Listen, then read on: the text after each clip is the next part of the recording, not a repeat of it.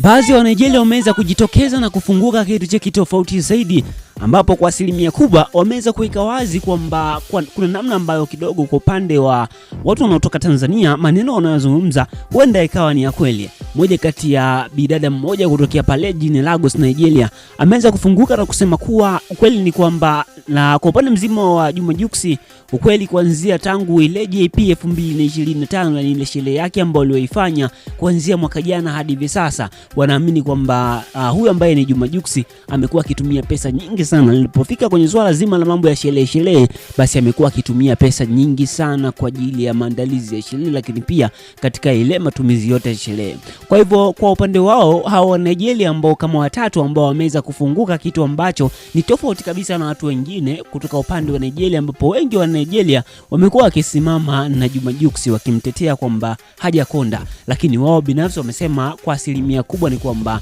inaonekana ana mawazo, japokuwa afya yake kidogo ipo kama kawaida, sio kama alivyokonda kwa mujibu wa jinsi ambavyo watu wanavyozungumza, lakini kuna namna ambavyo hata ukimtazama machoni mwake, basi bila shaka unajua kabisa huyu ambaye ni Juma Jux, basi kuna namna fulani hivi ambayo kuna mambo mengi sana ambayo anayapitia, ila ni ngumu tu kuweza kuelezea kutokana na brand ambayo alionayo, kwa hivyo inamkuta hivyo. Lakini wao wanaeleza kwamba sababu kubwa ya Juma Jux kuonekana vile au kuonekana akiwa na uso ambao kiufupi ni wa tofauti zaidi, basi wanaamini wao sababu kubwa ni kutokana na hali halisi ambayo amekuwa akipitia, kwa sababu wanaamini Juma Jux amekuwa akifanya sherehe kubwa sana na sherehe nyingi sana zimekuwa zikifuatana na zimekuwa zikitumia gharama nyingi sana, ambao kiufupi kuiafford lazima uwe mtu ambaye kiufupi unapata pesa nyingi. Na wamekanusha baadhi ya vitu kwamba aidha zile pesa zote ambazo anazogharamia basi huwa zinatoka kwa mke wake. Wameweza kukanusha kitu kama hicho na kusema kwamba Juma Jux ndiye anayegharamia kila kitu kwa upande mzima wa kule Nigeria, kila kitu kinachoendelea basi yeye ndiye anayegharamia, ili kusudi kutokana na hali halisi, ambapo wanasema kwamba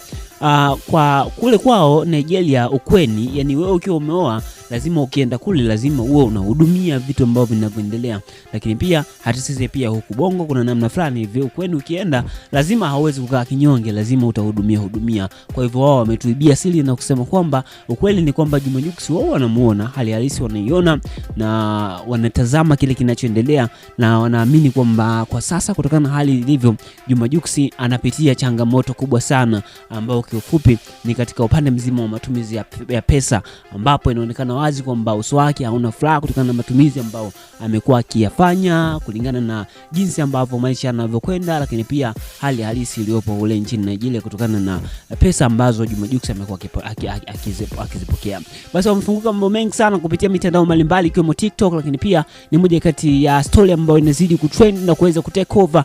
katika upande mzima wa Afrika Mashariki yote, lakini pia kwa upande mzima wa pale jijini Lagos nchini Nigeria, ambapo kwa sasa mambo yanaonekana ni moto kweli kweli, yani mambo ni fire. Sasa kwa upande wako binafsi unazungumziaje swala hili? Je, unaungana na Nigeria kwamba ni kweli wao wanasema ni kweli kwamba